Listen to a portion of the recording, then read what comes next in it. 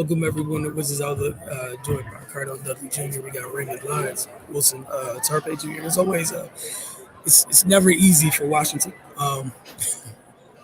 They had a chance late down the stretch in this one to win. Not by double digits, but comfortably of 5 or 7 of that nature. We know that's not exactly how they do things. So as usual, this goes down to the bitter end. They took care of business, hit the foul shots that they needed to hit. As Washington holds off Charlotte 106-102. Um, Ray, we'll start with you and then Cardell. Just your thoughts on tonight's game. As Washington, a win is a win in a league right now where there's a lot of teams up and down and standing. So what I'm not going to do is trash a win, especially after recently we had one of those really ugly. This wasn't as discouraging a performance as the last win they had. So Yeah, man, we we definitely in a win is a win territory, which is which honestly is it's a little disappointing given the overall talent on this team, man. We talk continuously about their potential and how good they could be, and they show flashes of it at times, but the consistency just isn't there. And it's actually a little puzzling.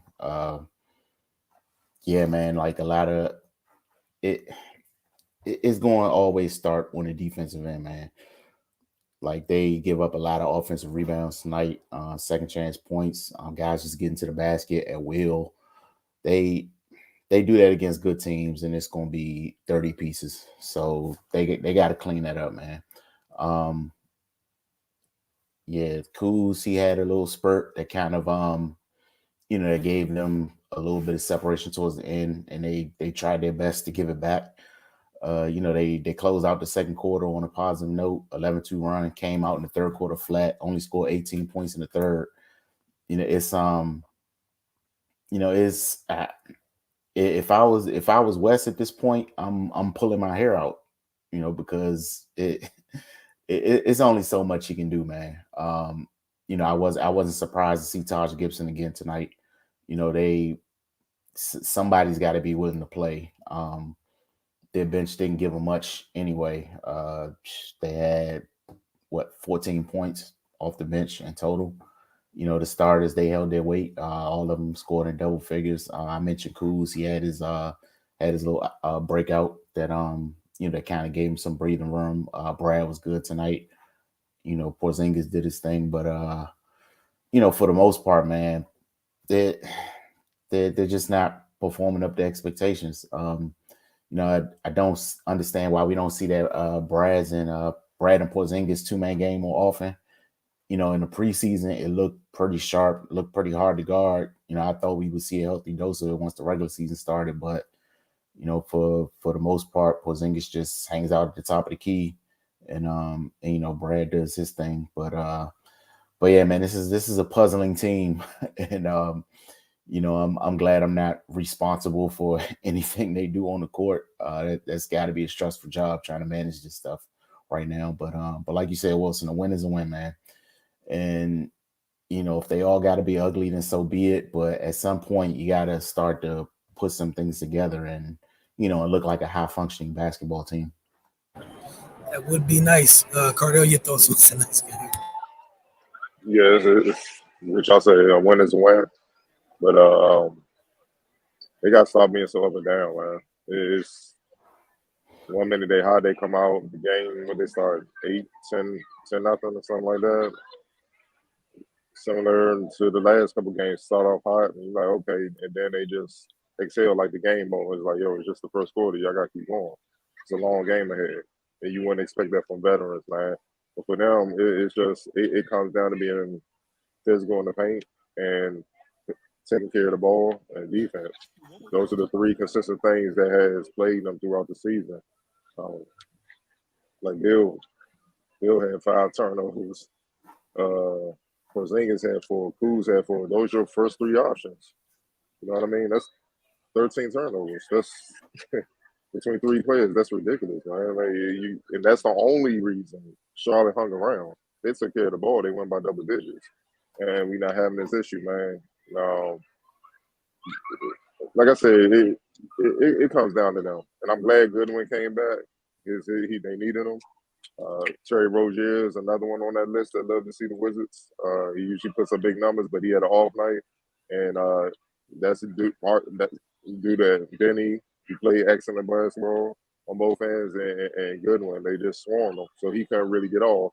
And the only Hornets that really had good nights was Kelly Oubre and Gordon Hayward, but even his production was quiet. And that's the frustrating thing about the Wizards. It's like they're playing down to their competition. They're playing at a level where they're comfortable that was like, why don't y'all want to be great? Y'all can be much better than what y'all are, but it's like they're settling. And that's what's frustrating. Like, bro, we knew they ain't had the talent and all that. Like, no disrespect the bubble year, we knew they ain't had it. Like, Russ and Bill, y'all got to pull out heroic performances just to be in the game, let alone winning. They did. They managed to limp into the playoffs. Cool. Y'all don't have to do that now. So why isn't it much more energy and intensity devoted to the defensive end, man? It's just it's mind-boggling, man. And then even some of the shot selections. The reason why, and Ray, I'm with you, man. I would love to see the Bill Porzingis two-man game, but that's on Porzingis. He the one that don't want to go on the side and go to work. Like, it was one play that me and Wilson talked about that drove me crazy. In the first half, he had Terry Rozier on him, on the block. Mm-hmm. You're 7'3", Terry Rozier 6 feet. He did a one dribble pull up jumper. Why don't you take your time? Your move, y'all. Put your shoulder into that little dude a couple times and put him in the basket. Or if a double come, somebody's open. That's what you do. You make the defense have to come to you. Like, you make them have to react, man. And then you adjust accordingly. He settled. So if I'm Bill, I'm not giving him the ball like that either, unless you just, obviously his shot outside 3-point range. But he was 4-19, 2 for 8. Half his shots came from deep. Why? Like, I just don't get it, man. He's missing easy baskets, consistently getting out rebounded by Nick Richards and Mason Plumlee. Look, bro, Mason Plumlee had 9 and 8. His backup, Nick Richards, came off the bench and had 11 and 10, man. How the reserve gonna have and Gafford didn't play that much. And Todd got in at the very end. So the centers on the opposing team, both of them damn near had a double-double on you. That's just unacceptable. You see what I'm saying? That's pride. West shouldn't even have to think about coaching that. That's on you. You're a professional. You get a nice check. First to the 15th of the month, man.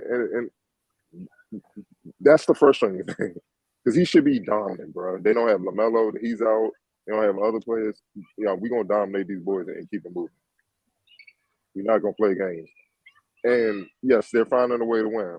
But these are teams they should be putting in way, getting ready for when the heavyweights come in here. You see what I'm saying? Or when they go on the road to play the heavyweights, man. And I know it's early in November. You can say they give it time, but December like a week away, man. And we all know December, mid-December, you are what you are. Unless you make a hell of a trade, which is rare. You are what you are. So the way they playing up and down and stuff like that is looking like a 500 ball club, but the talent and the experience that they have warrants that they should be better than that. And that's what's frustrating, man. So, they did what they had to do. They got the win, but it's not the most encouraging, though, especially coming off that Miami win. It's like, why y'all scraping against teams that, even if fully healthy, y'all should be, let alone when their star guys are not in the lineup, y'all still struggling to put away. That's just not cool. Kuzma's balling, man. Look, the Wizards keep winning. I'm pretty sure he's going to have his all-star, consideration because he's balling. He's been one of the most consistent Wizards, man.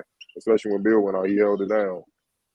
Kispert came through 14, especially in the clutch, hit those big free throws to win the game, man. Denny was outstanding, 12 and 13. He's starting to get out his own head, and that's it. He's not tripping off mistakes. Held Terry Rozier. He was on Rozier a lot. Held Rozier to 3 or 14 shooting. Can't ask for much more. We all know Rozier can explode and light things up. You can't ask for much more. Bill was Bill. That's my standard for Bill is different. I expect 28, 5, and 4. You know what I mean? Like every game. That's minimal. So as soon as he wake up in the morning, put that in the book. You know what I mean? Not the 5 turnovers. He got chill on that. But other than that, his defense outstanding. He made up for had 5 steals. He's strapping this year. I got to give him credit. He's stepping it up, man. He's getting deflections. He's had active hands. He's getting down low. I know they I forgot who it was. PJ Watt, one of them trying to post him up. He took the bump. He didn't even move. stripped him. Or Mason Plumlee, I think it was, stripped him, got the steal. That's what I'm talking about. That's hard. That's hard, man. And too often times, man, some of his teammates don't follow that. You know what I'm saying? Like if he's fighting, if the good one's fighting, if Denny's fighting. Come on, man. Everybody else got to fight. Just hold it down on your end. Just do the best you can, and that makes you that much stronger defensively. Right now, teams don't fear him. They're driving right at Porzingis and whoever's inside every time.